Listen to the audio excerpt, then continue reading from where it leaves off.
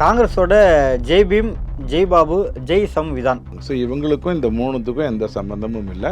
ஹரியானாலேயே இதை எடுத்து வச்சாங்க. ஹரியானா தேர்தல் போது இதை எடுத்து வச்சாங்க, ஊற்றி மூடி. ஒரு கழுதையை நடக்க வச்சிங்கன்னா கொஞ்சம் லேட்டாகும், ஒரு குதிரையை நடக்க வச்சிங்கன்னா கொஞ்சம் நீங்கள் கண்ட்ரோல் ஜாகிரதையாக பிடிச்சிக்கணும்.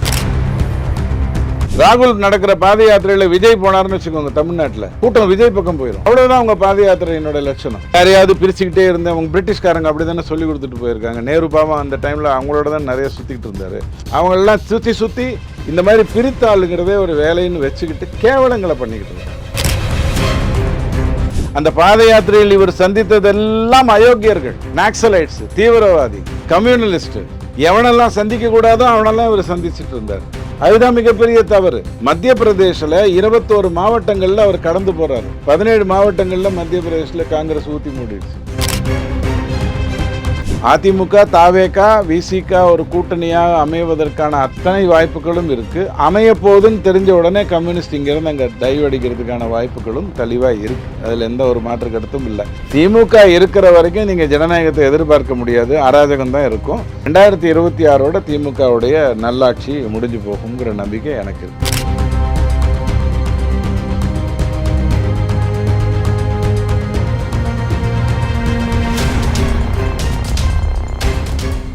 ரியல் ஒன் நேயர்களுக்கு வணக்கம். இன்றைய நேர்களுக்காக நம்முடன் இணைகிறார் துக்ளக் வாசகர் குழுவை சேர்ந்த திரு ரவி டிடிஎஸ் அவர்கள். வணக்கம் சார். வணக்கம். காங்கிரஸோட ஜெய் பீம், ஜெய் பாபு, ஜெய் சம்விதான் யாத்திரை நடக்க போகுது. ஸோ இது தலித் மக்களுக்கான அரசியல் யாத்திரையாக அமையுமா? நாகேஷ் ஒரு படத்தில் கேட்பார், நாய் ஒன்று ரொம்ப மோசமான நிலையில் இருக்கும், பக்கத்தில் பிச்சைக்காரன் இருப்பான்.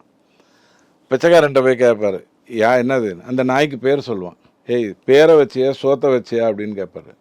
அந்த மாதிரி இவனுக்கு பேர் வைக்கிறாங்களே ஒழிய அதற்கு ஏதாவது ஒரு பர்பஸ் இருக்கணும். ஜெய் சம்விதான்னா என்ன அர்த்தம்? கான்ஸ்டியூஷனை காப்பாற்றுவேன்னு அர்த்தம். கரெக்டாக கான்ஸ்டியூஷனை இவங்க கொள்ளுப்பாட்டி எப்படி சதிச்சாங்கங்கிறது 50வது வருடத்தில் நம்ம எல்லாத்தையும் எடுத்து சொன்னோம். ஜெய் பீம் அப்படின்னா அம்பேத்கரை சொல்கிறாங்கன்னு அர்த்தம். கரெக்டாக அம்பேத்கரை இவங்க என்னென்னலாம் பண்ணாங்க, அவர் ஏன் அந்த பதவியிலேருந்து மந்திரி சபையிலேருந்து ராஜினாமா பண்ணார், சாகும்போது அவரிடம் இருந்த விரக்திகள் என்ன, அதற்கு காரணங்கள் என்ன அப்படிங்கிறதெல்லாம் அவங்க அம்பேத்கருடைய 2வது மனைவி ஒரு பெரிய ஆட்டோபயோகிராஃபி, ஒரு பயோகிராஃபி எழுதியிருக்காங்க. அதில் படித்தாலே எல்லாருக்கும் தெரியும். ஜெயபாபுக்கும் இவங்களுக்கு இருக்கக்கூடிய ஒரே ஒரு சம்பந்தம், கேண்டி அப்படிங்கிற பேரை காந்தின்னு மாற்றிக்கிட்டு இவங்க அப்படியே இந்திரா காந்தி, சோனியா காந்தி, ராஜீவ் காந்தி, ராகுல் காந்தி, சஞ்சய் காந்தி, மேனகா காந்தின்னு வளர்ந்துக்கிட்டு வர்றாங்க. நாளைக்கு வேறு பசங்க வேறு அந்த மாதிரி வருவாங்க. ஸோ இவங்களுக்கும் இந்த மூணுத்துக்கும் எந்த சம்பந்தமும் இல்லை. ஹரியானாலேயே இதை எடுத்து வச்சாங்க. ஹரியானா தேர்தல் போதே இதை எடுத்து வச்சாங்க, ஊற்றி மூடிச்சு. ஸோ இவங்களுடைய நோக்கம் என்ன அப்படின்னு சொன்னால், முடிஞ்ச அளவுக்கு யாருக்கோ ஏதோ ஒரு அநியாயம் நடக்குதுங்கிற மாதிரி சொல்லி இந்த மோடிங்கிறவர் ஒரு அரக்கருங்கிற மாதிரி கொண்டு வரணும். இவ்வளவுதான் அவங்களுடைய நோக்கம், வேறு எதுவுமே கிடையாது. இந்த அரசியலில் தான் இன்றைக்கி இந்தி கூட்டணியில் இருக்கிறவங்களே இருக்கிறாங்க. கெஜ்ரிவால் சொல்கிறார், நீ கிளம்பி போ, நான் பார்த்துக்கிறேன்.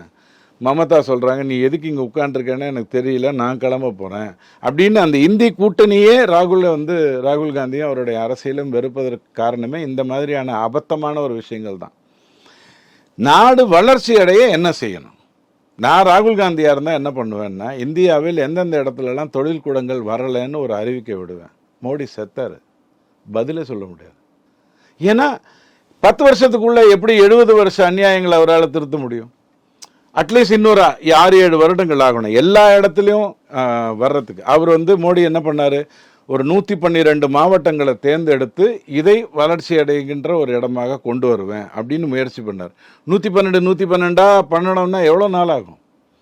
அதுக்கு பதிலாக டெய்லி காலையில் மோடிக்கிட்ட, இந்த இடத்தில் நீ ஃபேக்ட்ரி கொண்டு வந்தாயா, மெடிக்கல் காலேஜ் வைத்தாயா, லா கல்லூரி வைத்தாயா, அங்கே இருக்கும் மாணவர்களுக்கு புத்தகங்கள் கிடைக்க செய்தாயா, மாமனா மச்சானான்னு ஒரு டயலாக் டெய்லி காலையில் விட்டுட்டு இருந்தான்னு வச்சுக்கோங்க.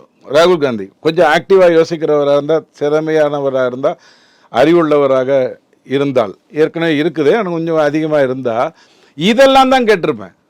அதை விட்டுட்டு நீ தலித்தை பிரிக்கலாமா, ஓபிசியை பிரிக்கலாமா, இந்துக்களை பிரிக்கலாமா, யாரையாவது பிரிச்சுக்கிட்டே இருந்தேன். அவங்க பிரிட்டிஷ்காரங்க அப்படி தானே சொல்லி கொடுத்துட்டு போயிருக்காங்க. நேரு பாவம் அந்த டைமில் அவங்களோட தான் நிறைய சுற்றிக்கிட்டு இருந்தார். நிறைய பசங்க அந்த பக்கம்லாம் இருப்பாங்க. அவங்களெல்லாம் சுற்றி இந்த மாதிரி பிரித்தாளுங்கிறதே ஒரு வேலைன்னு வச்சுக்கிட்டு கேவலங்களை பண்ணிக்கிட்டு இருக்காங்க. பாசிட்டிவான கன்ஸ்ட்ரக்டிவான ஒரு அரசியலை ராகுல் காந்தி ஏதோ ஒரு நாள் நடத்துவாருங்கிற நம்பிக்கை அவங்க குடும்பத்தில் இருக்கிறவங்களுக்கு இருக்குது. பட் பிரியங்கா கண்டிப்பாக அதில் கொஞ்சம் புத்திசாலித்தனமாக நடப்பாங்க. இல்லை, இந்த பாத யாத்திரை வந்து எதனால் கை கொடுக்காது அப்படின்னு சொல்கிறீங்க? ஏன்னா இது பிஜேபி பண்ணி நிறைய இடத்துல சக்ஸஸ் பண்ணியிருக்கு. அதனால தான் இவங்களும் அதே ஃபார்முலாவில் வராங்க. இல்லை, ஜனவரி 3 தொடங்கி ஜனவரி 26 வரைக்கும் முடியுது. இது இங்கே பாருங்கள், பாத யாத்திரை என்றைக்குமே சக்ஸஸ்ஃபுல்லாகும். யார் பண்ணாலும் சக்ஸஸ்ஃபுல்லாகும். அந்த பாத யாத்திரையின் போது நீங்கள் யாரையெல்லாம் சந்திக்கிறீர்கள் அப்படிங்கிறது ரொம்ப முக்கியம். இப்போ ஒரு தோட்டத்துக்கு போகிறீங்க அப்படின்னு சொன்னால் அந்த தோட்டக்காரன்கிட்ட இது என்ன தோட்டம், இந்த மண் என்ன, இங்கே என்ன மாதிரியான பூ வரணும், நீ என்ன புதுசாக பண்ண அப்படின்னு பேசுனா அந்த தோட்டத்துக்கு நீங்கள் போனதில் ஒரு அர்த்தம் இருக்குது. நீங்கள் போயிட்டு இப்படி திரும்பி நின்று ஃபோட்டோ எடுத்துகிட்டு வந்தீங்கன்னா நீங்கள் போய் என்ன பிரயோஜனம் இருக்குது?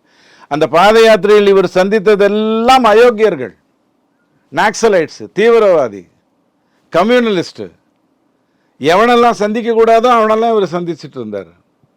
அதுதான் மிகப்பெரிய தவறு. மத்திய பிரதேசில் 21 மாவட்டங்களில் அவர் கடந்து போகிறாரு. 17 மாவட்டங்களில் மத்திய பிரதேசில் காங்கிரஸ் ஊற்றி மூடிடுச்சு. ஸோ நீங்கள் ஒரு பாத யாத்திரை, இப்போது மகாபெரிவா நடத்தினாங்க பாத யாத்திரை. அந்த பாத யாத்திரையின் மூலமாக அந்த இந்துவிசத்தை எப்படியெல்லாம் மனித நேயத்தை எப்படியெல்லாம் வளர்க்க முடியுமோ அப்படி வளர்த்தார். இவர் நம்ம காந்தியோடைய பாத யாத்திரை எடுத்துக்கிட்டிங்கன்னா தவறான ஆள் அவர் அண்டவே முடியாது. கொஞ்சம் கோபப்படுறவங்களை கூட அண்டவே முடியாது. பாரதி எப்படி காந்தியை சந்திச்சாருன்னு பாருங்க. பாரதியை சந்திப்பதற்கு காந்தியை சுற்றி இருந்தவங்க விடலை. ஏன்னா பாரதி ரொம்ப கோபமான ஆள், கொஞ்சம் சில பழக்கங்கள் இருந்தது.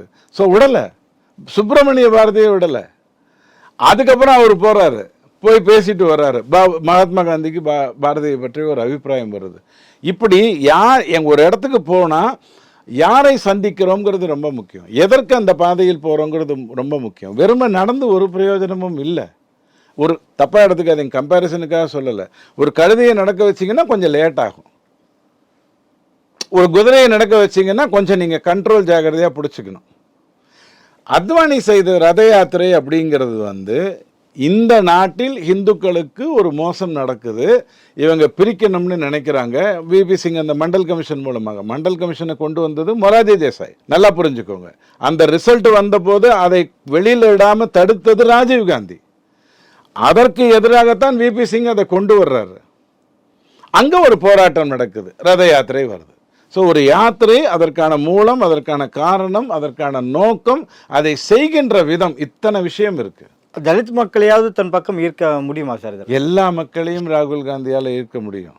இல்லை, இந்த ஜேபிஎம் இந்த கோஷ்டி மூலம் கண்டிப்பாக எல்லா மக்களையும் ஈர்க்க முடியும். ஆனால் இந்த 8000 ரூபாய் கொடுக்குறேன், உனக்கு நான் பிச்சை போடுறேன், அரசாங்க சொத்து தானே, நான் எடுத்து உங்கள்கிட்ட கொடுக்குறேன், கடை தேங்காய் வழி பிள்ளையார் அப்படிங்கிற மாதிரி இல்லாமல் நிறைய விதத்தில் இப்போ ஆர்எஸ்எஸ் சார்ந்தவர்கள்லாம் போகிறாங்க அப்படின்னு சொன்னால், ஒரு இடத்துக்கு போகிறாங்கன்னா அந்த கிராமத்துக்கு போயிட்டு அவங்க அரசியலோ கட்சியோ அல்லது மதமோ பேச மாட்டாங்க.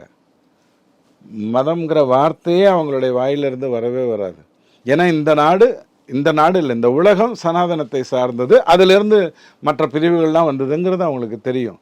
ஸோ ஒரு நிறைய மக்கள்களை சந்திக்கும் பொழுது அவங்களுடைய என்ன பிரச்சனை, அதுக்கு எப்படி சொல்யூஷன் வேணும்னு சொல்லணும். குறைந்தபட்சம் ஸ்டாலின் ஐயா மூட்டையாக எடுத்துகிட்டு போனார்ல, நமக்கு நாம இல்லை, நிறைய மூட்டையாக எடுத்துகிட்டு போனார். அதை தீர்த்திருப்பார்ல. பாவம் இவ்வளோ நாளாக இருக்காருன்னா, விடியல் தர்றாருன்னா அவர் தீர்த்திருப்பார் இல்லையா. ஒரு ஸ்டாட்டிஸ்டிக்ஸ், நமக்கு நாமையில் வந்தது 1,48,526 மனுக்கள், அதில் இத்தனை பிரச்சனைகளை நான் தீர்த்து கொடுத்துட்டேன். இவங்களுடைய பேட்டி தீர்த்து கொடுத்துட்டேன்னு கதை விட்டார் அவர் ஏற்கனவே. இவங்களுடைய பேட்டி, இதெல்லாம் நான் தீர்க்கறதுக்கு கரெக்டாக அதிகாரியிடம் கொடுத்துருக்கேன், அவங்களுடைய பேட்டி. இப்படி வெளிப்படைத்தன்மையோடு பண்ணால் நம்ம பேசலாம். இல்லைனா மனு கொடுத்துக்கிட்டே தான் இருக்கணும், ஆள் வந்தால் பார்த்துக்கிட்டே தான் இருக்கணும். ராகுல் நடக்கிற பாத யாத்திரையில் விஜய் போனார்னு வச்சுக்கோங்க, தமிழ்நாட்டில் கூட்டம் விஜய் பக்கம் போயிடும்.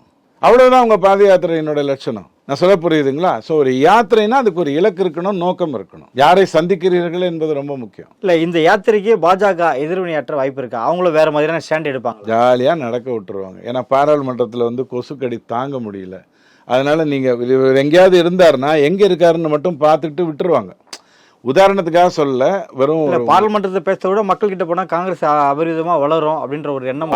அவர் போய் எப்படியாவது காங்கிரஸை வளர்த்தா நமக்கு ஒரு மிகப்பெரிய லாபம் என்ன தெரியுமா? இந்த சில்லறை தேவதைகள்லாம் இருக்காங்கல்ல மாநிலத்தில், அதெல்லாம் படுத்துரும். காங்கிரஸுங்கிறது ஒன்று மட்டும் நல்லா வந்தால் நல்லது தான். சோ ஐயா அதை தான் அடிக்கடி சொல்லுவார். ஒரு நாட்டில் 2 கட்சி கண்டிப்பாக இருக்கணும், அதில் காங்கிரஸ் கண்டிப்பாக இருக்கணும் அப்படிங்கிறத அவர் எப்போதுமே சொல்லுவார். காங்கிரஸில் இருக்கக்கூடியவங்க நேர்மையாக இருந்தார்கள் பாஸ்ட் டென்ஸ், நேர்மையாக இருப்பார்கள் ஃபியூச்சர் டென்ஸ், நேர்மையாக இல்லை ப்ரெசன்ட் டென்ஸ். அதுதான் பிரச்சனை. ஸோ இவர் போய் அந்த கட்சியை வளர்த்தாருன்னா அது ரொம்ப சந்தோஷம்.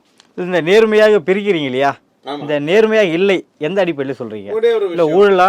ஊழல் தான். நீங்கள் அவங்க காங்கிரஸினுடைய ஊழல் A to Z உங்களுக்கு தெரியும். எப்படியெல்லாம் A for what, B for what எல்லாம் உங்களுக்கு தெரியும். இன்றைக்குமே நீங்கள் தமிழ்நாட்டில் போய் மணல் கொள்ளை அடிக்கிறவங்கெல்லாம் யாருன்னு பாருங்கள்.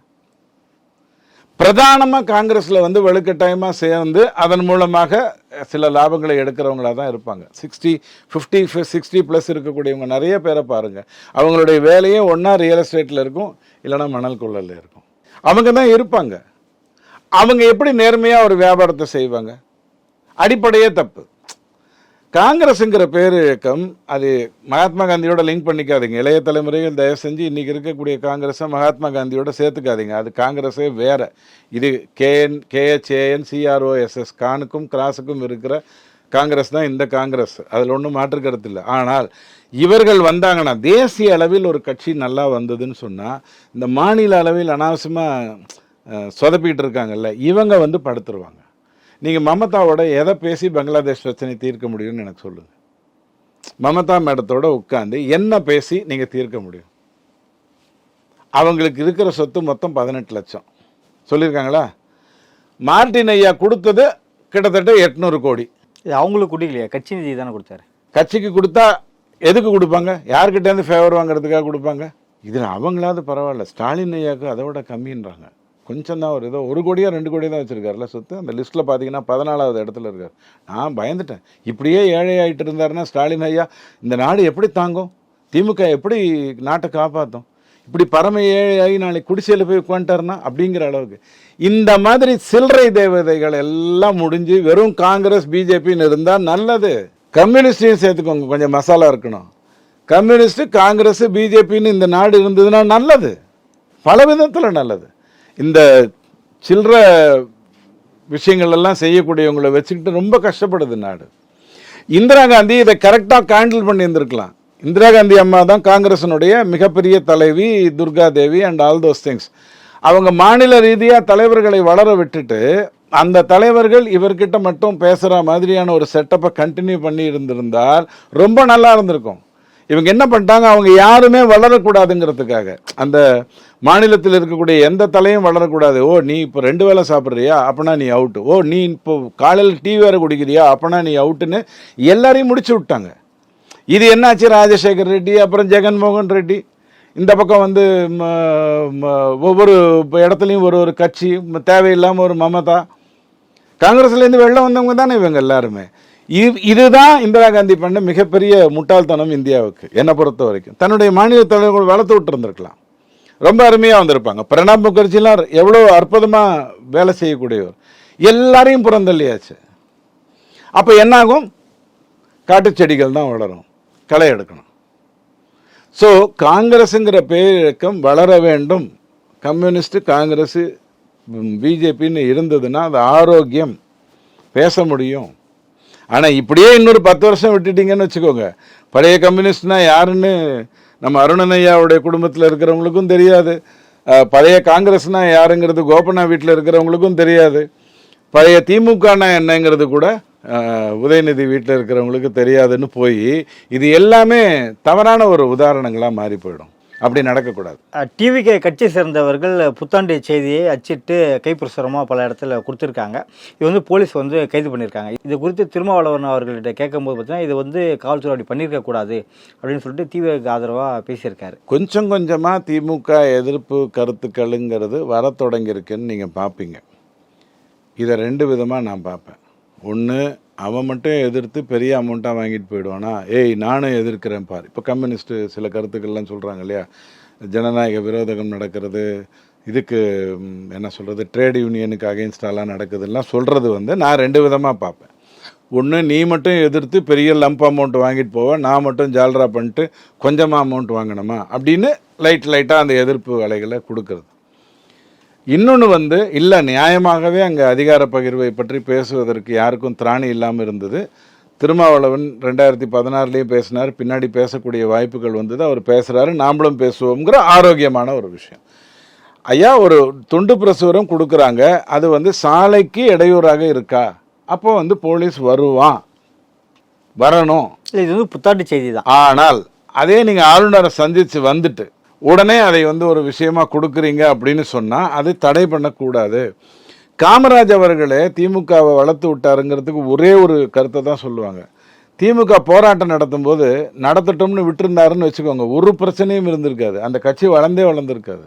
அதை தடுக்க போய் சாதாரண சட்ட ஒழுங்கு தான் ஒன்றும் அவர் ஒன்றும் உள்நோக்கத்தோடு பண்ணலை. சட்ட ஒழுங்குக்காக பண்ண போய், ஏன்னா இவன் சார் நைட்டு குடிச்சிட்டு அங்கே படுத்திருப்பான், அங்கே போகும்போது யாரையாவது ஒருத்தனை கெடுத்து விட்டு போயிடுவான், இப்படியெல்லாம் 1000 பிரச்சனைகள் வந்துக்கிட்டு இருக்கும். இவர் தடுக்க போய் தான் அது வளர்ந்தது. ஸோ தடுக்காதீங்க அப்படின்னு தான் திருமாவளவன் சொல்லுவார், அதில் எந்த மாற்று கருத்தும் இல்லை. இவர்களும் என்ன பண்ணியிருந்துருக்கலாம், அது ஒரு ஆர்கனைஸ்டாக செஞ்சுருக்கலாம்னு ஒரு பாமரனாக நான் சொல்கிறேன், வேறு எதுவும் இல்லை. நீங்கள் எங்கேயாவது பிஜேபி இந்த மாதிரி பண்ணுறதெல்லாம் பார்த்துருப்பீங்களா? வரவே வராது. ஏன்னா அதுக்கு ஒரு ஒழுக்கம் உண்டு. எதை செய்கிறதா இருந்தாலும் அது சட்டபூர்வமாக செய்கிறதுக்கு தான் முயற்சி பண்ணும், வேறு எந்த விதத்துலையும் தப்பு. ஸோ எதிர்ப்புகள் இருக்கிறது, அதில் ஒன்றும் மாற்று கருத்து இல்லை. அதிமுக, தாவேகா, விசிகா ஒரு கூட்டணியாக அமைவதற்கான அத்தனை வாய்ப்புகளும் இருக்குது. அமைய போகுதுன்னு தெரிஞ்ச உடனே கம்யூனிஸ்ட் இங்கேருந்து அங்கே டைவ் அடிக்கிறதுக்கான வாய்ப்புகளும் தெளிவாக இருக்குது, அதில் எந்த ஒரு மாற்று கருத்தும் இல்லை. இதனால் திமுகவுக்கு ஒரு லாபம் இருக்குது. முதல் முறையாக 190 தொகுதிகளில் போட்டி போடலாம். ஏன்னா ரொம்ப நாளாக அதுக்கு அந்த வாய்ப்பே இல்லாமல் இருந்தது. கூட்டணியை வச்சுக்கிட்டு 130, 140ன்னு போட்டி போட வேண்டிய அவசியம், 190 வரைக்கும் போட்டி போடலாம். அரசியல் ரீதியாக நான் உங்களுக்கு ஒரு பதில் சொல்கிறேன். எதிர்கருத்துக்கள்ங்கிறது யாராக இருந்தாலும் வைக்க வேண்டும். பொது வழியில் வைக்கணும்னா பொது வழியில் வைக்கணும், உள்ளே பேசணும்னா உள்ளே பேசணும். மாற்றி பேசினா தான் தப்பு. உள்ளே தான் பேசுனாங்க பாட்டாளி மக்கள் கட்சியில், அதை நீங்கள் ஷூட்டிங் பண்ணி வெளியில் கொண்டு வந்து அசிங்கப்படுத்துறீங்க. இன்றைக்கி அவர் ஒரு அறிவிக்கை விட்டுருக்காரு, ராமதாஸ் ஐயா என்ன சொல்லியிருக்காரு, அன்புமணி கோவப்படக்கூடாது, நான் என்ன சொல்கிறேனோ அதைத்தான் கேட்கணும், முகுந்தன் இனிமேலன்ட்டு இங்கே தான் இருப்பா, உங்கள் 750 கோடி பிரச்சனையெல்லாம் பற்றி எனக்கு கவலை கிடையாது, இப்படியெல்லாம் அவர் ஒரு கருத்து தெரிவிச்சிருக்கார். இதையெல்லாம் எதனால் வருது, உள்ளுக்குள்ளே நடந்த ஒரு விஷயத்தை நீங்கள் தேவையில்லாமல் பப்ளிசைஸ் பண்ணுறீங்க, இது தவறு. திமுக இருக்கிற வரைக்கும் நீங்கள் ஜனநாயகத்தை எதிர்பார்க்க முடியாது, அராஜகம் தான் இருக்கும். 2026 திமுகவுடைய நல்லாட்சி முடிஞ்சு போகுங்கிற நம்பிக்கை எனக்கு இருக்குது. நடப்பு அரசியல் குறித்து பல்வேறு கருத்தில் இப்போ மிக்க நன்றி சார். தேங்க்யூ.